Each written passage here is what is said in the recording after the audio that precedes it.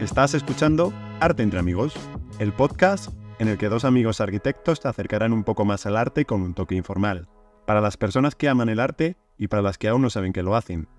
¿Te atreves?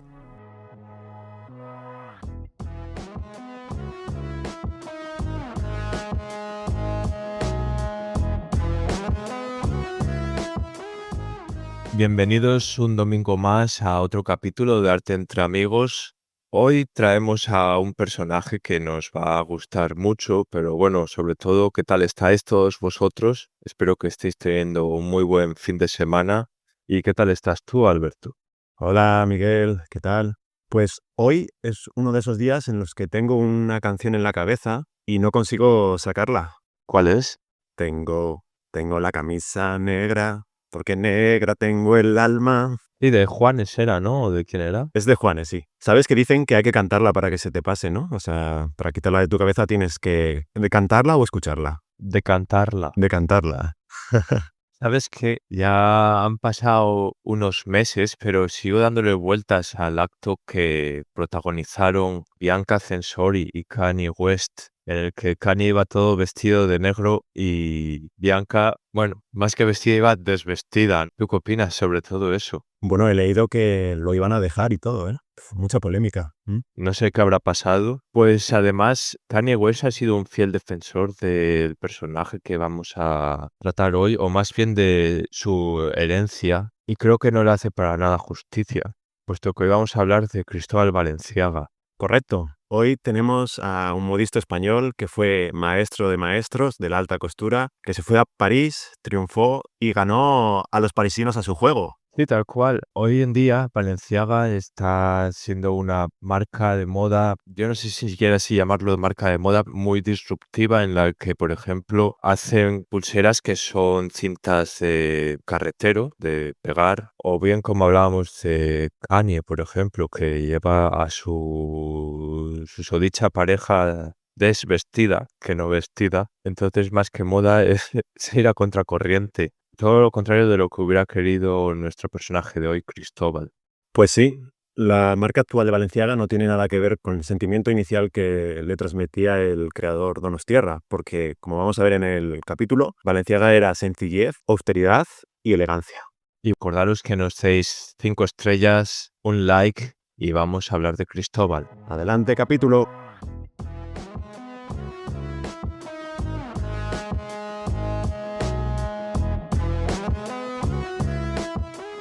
Oye, Alberto, ¿y tú crees que Bianca decidió ir así o ha sido cosa de Kanye y que es una relación totalmente tóxica? A ver, es complicado saberlo porque como no convivimos con ellos, nunca lo vamos a saber. Pero yo creo que a Kanye West, desde luego, se le fue la pinza.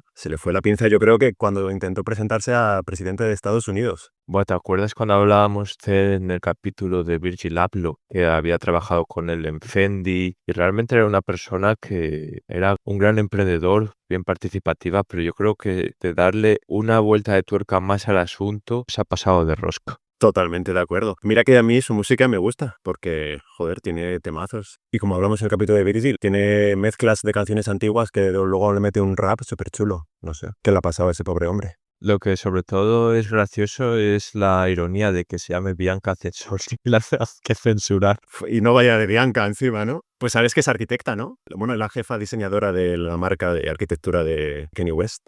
Bueno, vamos a empezar este viaje que no tiene nada que ver con Estados Unidos, sino que empieza en un pueblito muy pequeño de San Sebastián, en Guetaria, en 1895, con una figura que es fundamental en la vida de Cristóbal, que es su madre, Martina Eizaguirre, que era una costurera, una modista, por así decirlo, de la época de este pueblo que hacía arreglos a la alta nobleza que veraneaba en San Sebastián, Miguel. Aquí el pequeño Cristobalito iba aprendiendo de su madre el oficio de costurero, el oficio de modisto, y entre cada diferente cliente apareció Blanca Carrillo de Albornoz y Elío, más conocida como Marquesa de la Casa Torres, la cual pues era una persona adinerada y que empezó a hacerle encargos para arreglos, sobre todo para los trajes de sus hijos y para los suyos propios, y que tanto la madre como también Cristobalito intentaban arreglar y lo llevaban a cabo. Claro, es que yo creo que como la familia de Cristóbal era muy humilde y su padre de pescador, su madre yo creo que le llevaba, cuando ella trabajaba, pues de acompañante y así empezó a conocer a la aristocracia española. Me está surgiendo ahora mismo una idea o teoría.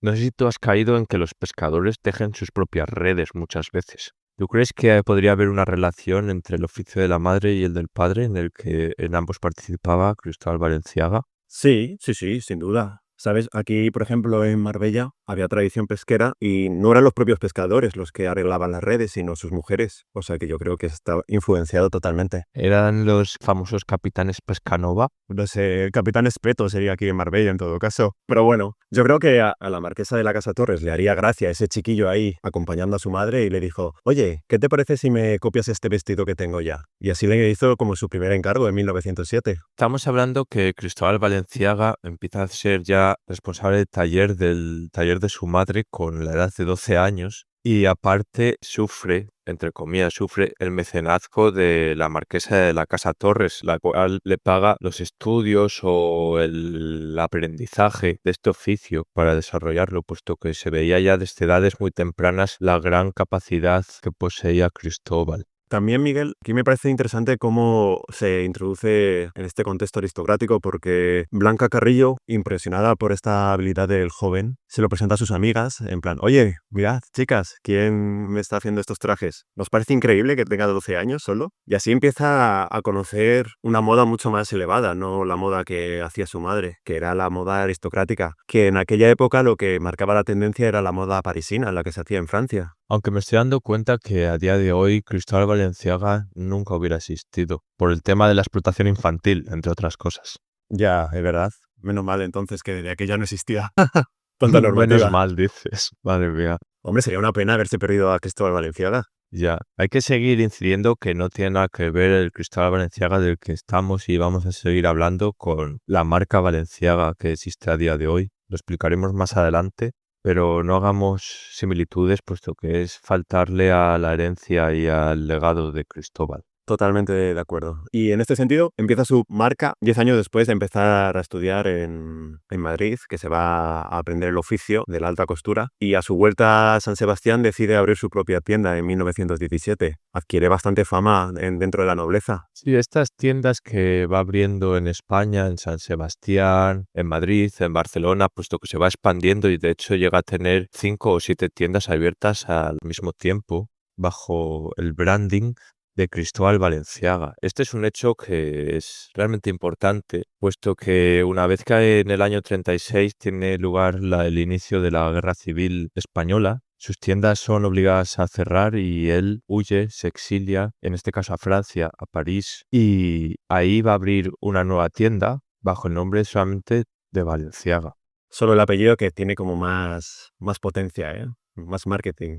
A ver, más que obligado a cerrar, al final sus clientas eran, como decíamos, las nobles, la alta burguesía española. Y claro, el contexto de la guerra civil obviamente se queda sin clientas. Fue casi una necesidad trasladarse a París, que además a Cristóbal seguro que le resultó muy útil porque, como ya hemos visto, por ejemplo, con Dalí, era el epicentro de las artes de aquella época. Y allí había un montón de modistas ya bastante importantes, como Coco Chanel, y seguro que Valenciaga fue un salto de nivel increíble. Los inicios no fueron nada fáciles, puesto que en España ya era un modisto muy destacado, pero se dedicaba sobre todo a la reproducción de obras, de prendas. Sin embargo, una vez que llega a París se da cuenta que eso es la Champions League de la moda y que de primeras no estaba al nivel, tenía que dar un paso más, tenía que dejar de reproducir y empezar a crear, empezar a decir yo soy Cristóbal Valenciaga. Claro, y con esa actitud llega a París y se come el mundo porque hace lo que nadie estaba haciendo. Marca su propia línea, no deja de seguir la tendencia y crea un estilo minimalista, súper personal y que contrastaba con lo que estaban haciendo el resto de diseñadores de la época. Y como tú bien decías, Miguel, los inicios no fueron fáciles porque, claro,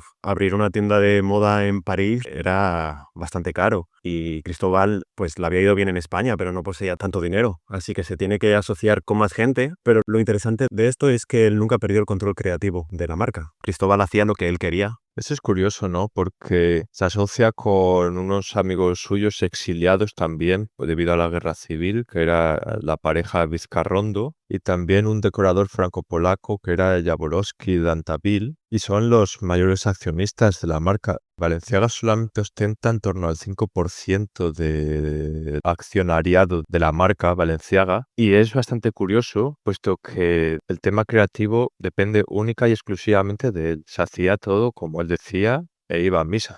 Nunca mejor dicho, puesto que aparte tenía muchas referencias religiosas. Totalmente. Era bastante cristiano, cosa que es un poco contradictoria, ¿no? Si lo pensamos porque era homosexual. Pero yo creo que en estos grises de la vida es lo interesante. Como al final las contradicciones dentro de un ser humano hacen que sea único. Como íbamos diciendo, llega a París y empieza a subir el nivel, como tú decías, la Champions League.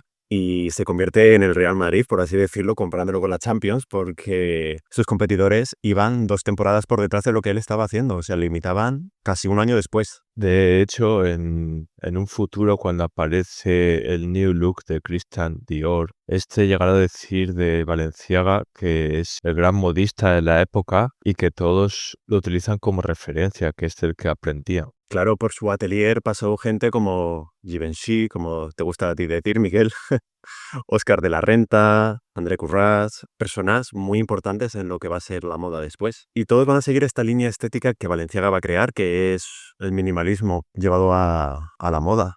Y como buen modista de alta costura o couturier, él creía que cada prenda era una prenda única. Y aquí es donde reside la gran diferencia respecto a lo que puede ser la moda a día de hoy, que él hacía una prenda y después la ajustaba a medida para cada clienta, puesto que él no era solamente un director creativo, un diseñador, era también un costurero. Era todo, era un todoteísta de la moda, era capaz de hacer todo a la vez. Y eso es muy bueno, puesto que tenía el conocimiento desde las bases más bajas, digamos, desde los cimientos de un edificio hasta los últimos acabados. Y esto le da una gran importancia, y también, por ejemplo, Chanel habla de él diciendo que era el único que tenía esas capacidades, que era el único gran couturier. Y también le hace ir en contra de la globalización, en contra del prêt-à-porter.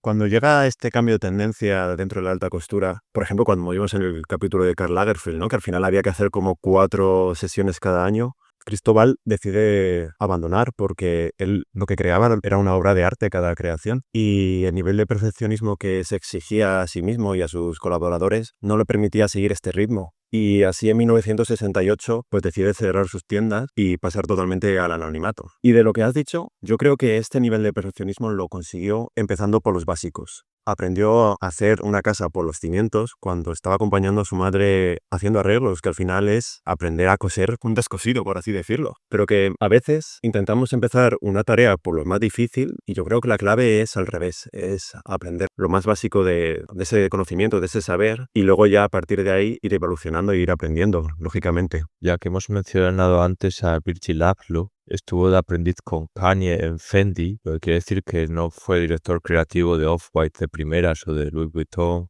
O, por ejemplo, me viene a la cabeza también Miguel Ángelo Buonarroti, que estuvo de aprendiz cuando era joven, antes de erigirse como uno de los grandes maestros del Renacimiento. El arte, por una parte, es crear, pero por otra parte, desde mi punto de vista al menos, es también ser consciente de la tradición. Y no la tradición como lo que está establecido, sino como lo que ya se ha hecho, para saberlo reproducir o reinterpretar. A mí me parece muy importante este punto, que seamos conscientes, porque ahora vamos a ver su estilo, pero es tan minimalista que parece que lo puede hacer cualquiera. Y otra vez, volvemos a lo que hemos dicho muchas veces en el podcast, por ejemplo, como con Picasso, que, joder, lo que parece fácil muchas veces es más complicado de lo que parece.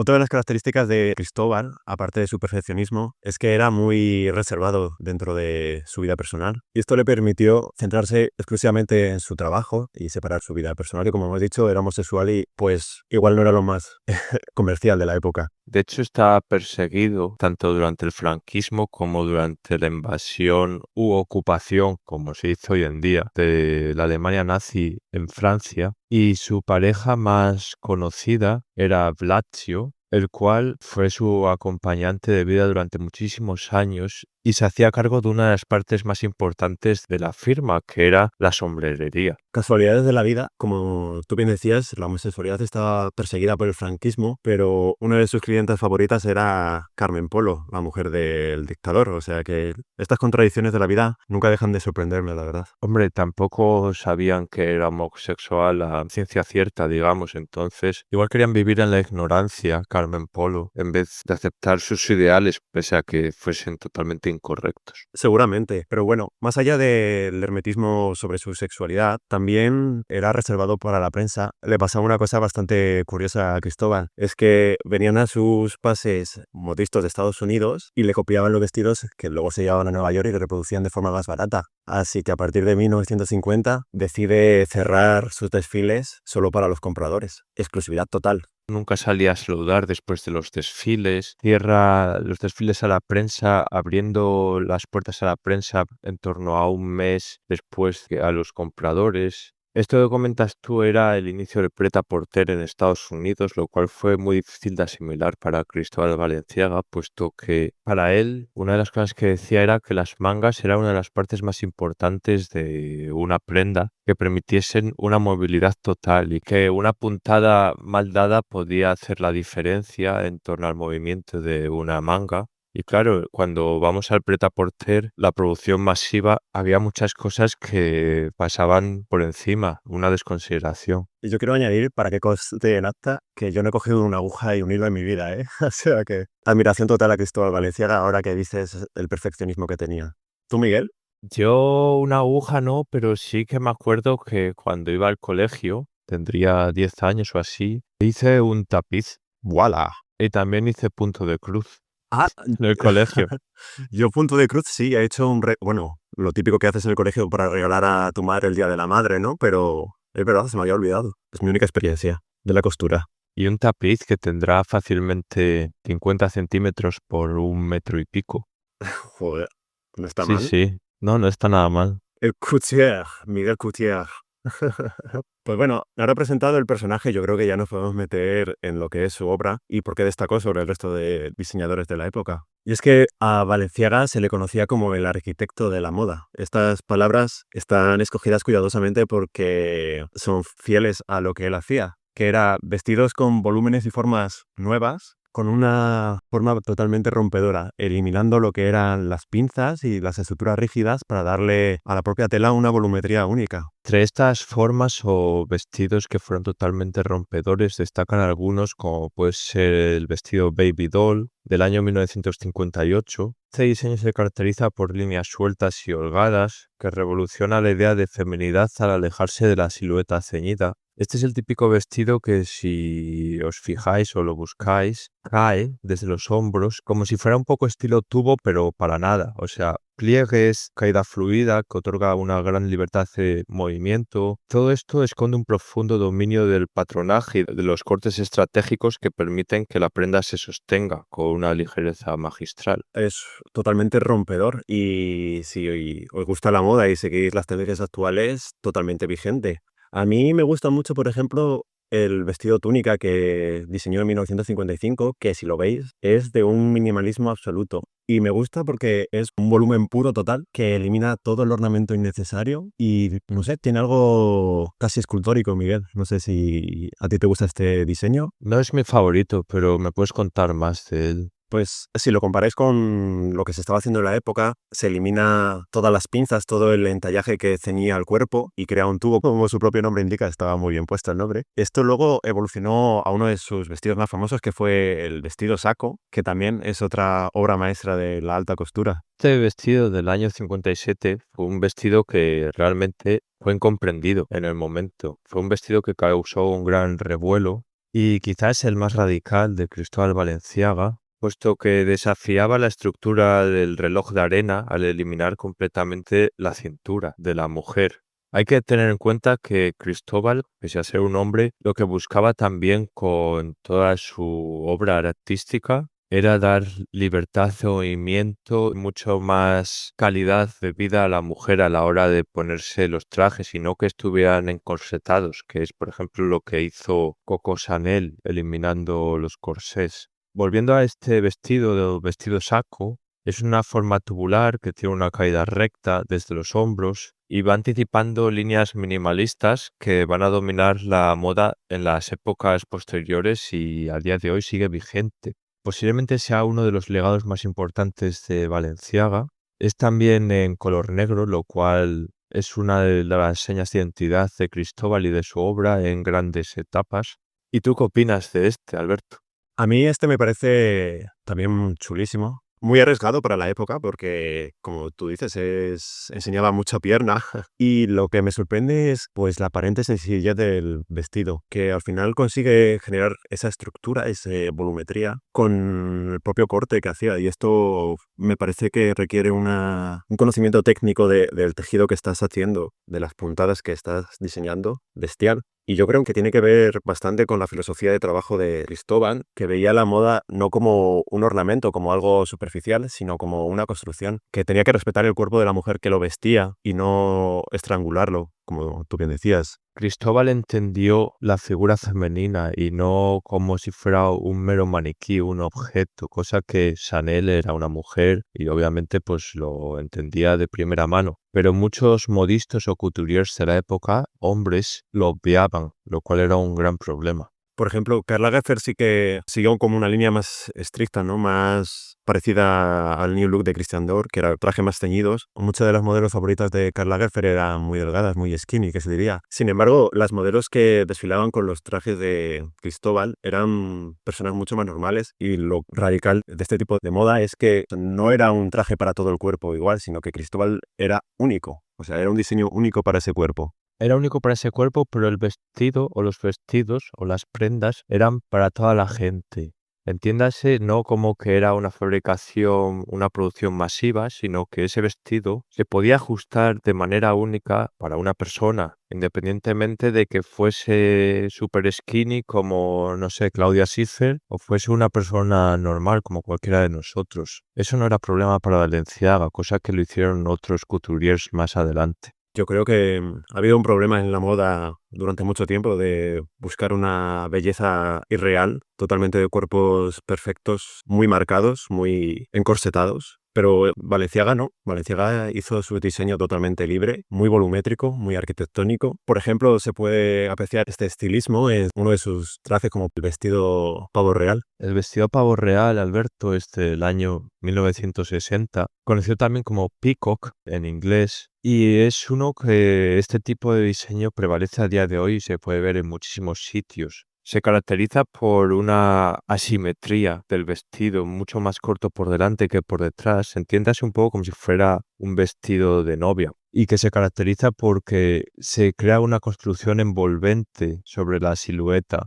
y el tejido parece flotar alrededor del cuerpo sin restricciones visibles. Es un poco referencia a los vestidos flamencos, si te das cuenta, Alberto, de la tradición española que tanto intenta plasmar también Cristóbal Balenciaga. Cristóbal Balenciaga era muy español, y mucho español, como diría Mariano Rajoy. Y la cultura y el arte hispano va a ser una influencia constante en su obra. Es muy interesante seguir la relación entre, por ejemplo, la pintura y sus diseños. Podemos encontrar en sus colores y su volumetría figuras del arte de Velázquez, del arte aristocrático de Velázquez, también los colores que utilizaba Zurbarán en sus pinturas religiosas, todas esas túnicas de vírgenes y santos, como contrastaban con el negro, que va a ser un color fundamental de su obra y que se puede seguir en los cuadros que pintó Goya al final de su carrera, porque al final esta cultura pictórica Cristóbal Balenciaga la conoció a través de la aristocracia, porque claro, cuando iba a hacer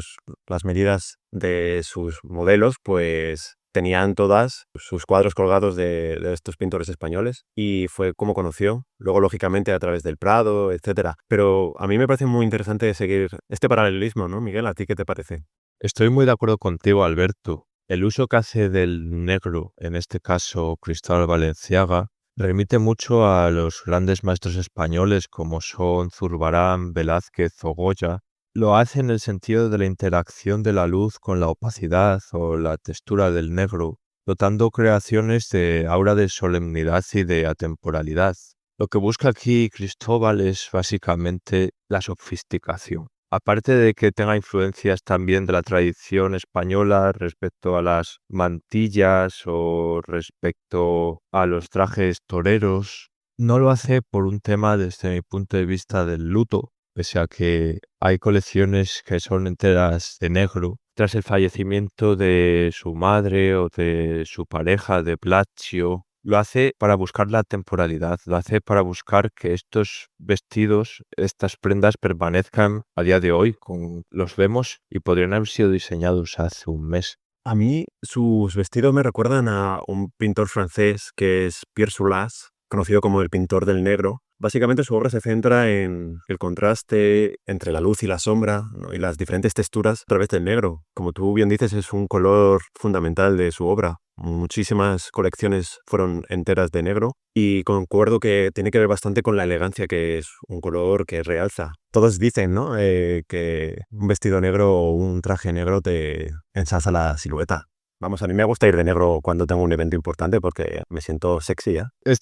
Curiosa apreciación, y no sé por qué mientras estabas explicando la sofisticación, que te gusta ir de negro, etcétera, estaba pensando en Kanye West y cómo le gusta llevar a Bianca sin nada. Por contraste también, ¿no? Quizá, en plan lo sofisticado y lo desnudo, El contraste más absoluto. ya te digo. Otra de las influencias, como tú bien has dicho, aparte del flamenco y la cultura folclórica española de toros y demás, es la arquitectura. Como hemos dicho anteriormente, a Cristóbal se le conocía como el arquitecto de la moda. Tenía que ver básicamente este sobrenombre por su forma de trabajar. Y es que él mismo decía de sí mismo que había estudiado tanto como un ingeniero para construir un puente, él lo había estudiado para hacer una manga. Esto nos lleva otra vez al vestido saco, puesto que no existe estructura interna, cosa que es de agradecer.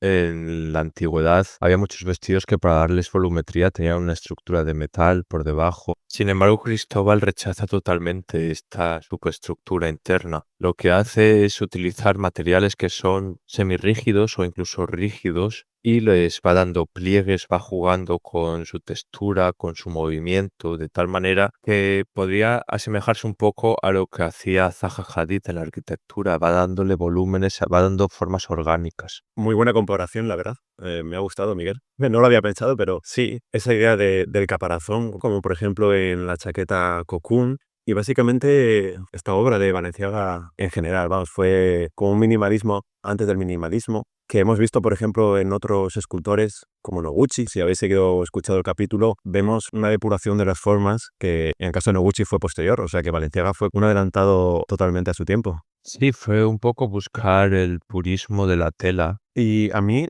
no sé, viendo la marca de Balenciaga hoy en día, la verdad es que contrasta bastante, ¿no? Este diseño que tenía en su cabeza Cristóbal con lo que se ha convertido hoy día, ¿no? ¿Qué piensas de eso, Miguel? Se debe a que cuando Cristóbal falleció, había cerrado un par de años antes la marca Balenciaga y uno de sus herederos vendió la marca a unos inversores, los cuales querían hacer uso de la línea de perfumes Balenciaga. Y después se volvió a vender otra vez a otros inversores. Se iba jugando con el nombre, pero la esencia había desaparecido. Lo único que permanece es el nombre para aprovecharse de esa leyenda, ese mito de Cristóbal Balenciaga, pero realmente, y desde mi punto de vista, es basura lo que están haciendo a día de hoy. Vaya, lo has dejado claro el statement. A ver, yo creo que la marca, como tú bien dices, compró el nombre porque al final la fama que tenía Cristóbal era inmensa dentro de la alta costura. Yo creo que se ha convertido un poco como todas las marcas hoy en día, ¿no? De show off, de poner bien grande Balenciaga en todos los diseños para que quede bien claro que es un Balenciaga, cuando en sus diseños originales no hay nada de eso. Es todo lo contrario, de hecho. O sea, son vestidos muy minimalistas. Yo creo que tiene que ver con cómo sociedad de consumo pues vamos consumiendo casi sin control y sin pensar en lo que estamos haciendo, pues elemento tras elemento, ya sea comida rápida, cultura rápida, moda rápida. Y a mí me da un poco de pena que se pierda la esencia, ¿no? De este gran diseñador y que hoy en mente tengas Balenciaga como algo totalmente fuera de lo que es. Es una pena. No hace justicia a su legado que alguien o un conglomerado esté utilizando su nombre de una forma tan ridícula en comparación a lo que él había pensado y había desarrollado. Él hacía obras de arte, hacía joyas, por así decirlo, para que lo tengáis. O sea, eran vestidos que tenían un nivel de perfeccionamiento casi enfermizo. Vamos, yo no me imagino estar trabajando en el atelier de Cristóbal Balenciaga porque debía ser eso, complicado. Pese que a día de hoy siguen haciendo mucha incisión en el uso del negro, sin embargo, el uso del negro que hacía Balenciaga, Cristóbal, era totalmente diferente. ¿Tú cuál crees, Alberto, que era el simbolismo que estaba detrás de este uso que Cristóbal Balenciaga hacía? Personalmente, creo que tiene que ver con la cultura española, porque Cristóbal Balenciaga fue bastante español, por así decirlo. Y es que ya desde Felipe II, que no sé si lo sabes, se trajo de México el palo de Campeche, que es un palo que se utilizaba para tintar de color negro la ropa, puso de moda este uso del negro dentro de la aristocracia. Y al igual que Felipe II, tiene que ver para mí con la austeridad, la religiosidad, porque como Cristóbal era también muy cristiano, como hemos dicho, yo creo que estaba muy influenciado, y desde luego la elegancia. Yo creo que el uso del negro en Balenciaga viene determinado por esta cultura española y fue un gran defensor patrio de todos estos elementos. ¿Y tú, Miguel? ¿Qué crees que significaba el negro en los diseños de Balenciaga? Estoy bastante de acuerdo contigo, Alberto. Por una parte, pienso que la ausencia de color, el uso del negro busca una pureza formal y es un tributo a las raíces españolas, influenciado por la sobriedad de la indumentaria tradicional de su tierra natal, como estábamos diciendo antes, con mantillas o con trajes toreros, pero también buscaba ese misticismo. Yo creo que Cristóbal buscaba ese misticismo y ese dramatismo con la ausencia de decoración, con la ausencia de ornamentación cromática, de tal manera que se le diese un protagonismo absoluto a la pieza y a la estructura, que no se perdiese atención a decir, mira, la combinación entre estos dos, tres colores es mejor o peor, sino que se le daba más prioridad a la pieza. A la pieza entendámosla como figura, como 3D, como volumen, como construcción volumétrica. Por otra parte, como había estado comentando antes, también es una referencia muy clara a los artistas españoles como Zurbarán o Velázquez, y lo que busca es eso, una innovación y una temporalidad. Así es como veo yo este uso del negro por parte de Balenciaga y el simbolismo que está detrás de él, y personalmente creo que lo consiguió, puesto que a día de hoy sus diseños permanecen atemporales, podrían haberse diseñado hace unos días, y todas las innovaciones que él hizo, como bien hablábamos, como por ejemplo el Baby Doll o las innovaciones volumétricas como el vestido saco, por ejemplo, han sido grandes referencias que siguen utilizándose a día de hoy. Ha sido el gran maestro de la moda desde mi punto de vista y del cual otros grandes directores creativos se han aprovechado de él en el buen sentido de la palabra para continuar su legado. Joder, qué bonito alegato final, Miguel. Solo para completar el capítulo, ¿sabes que en México cuando algo se está poniendo feo no dicen que se está poniendo de color negro, sino que se está poniendo color de hormiga? No. Nos vamos, chicos, muchas gracias. Espero que os haya gustado tanto como a nosotros hacer este capítulo. Como siempre, id a la moda, dejad 5 estrellas, suscribirse, compartir con vuestros amigos, que es lo más importante para nosotros, y nos vemos en el siguiente capítulo. Adiós.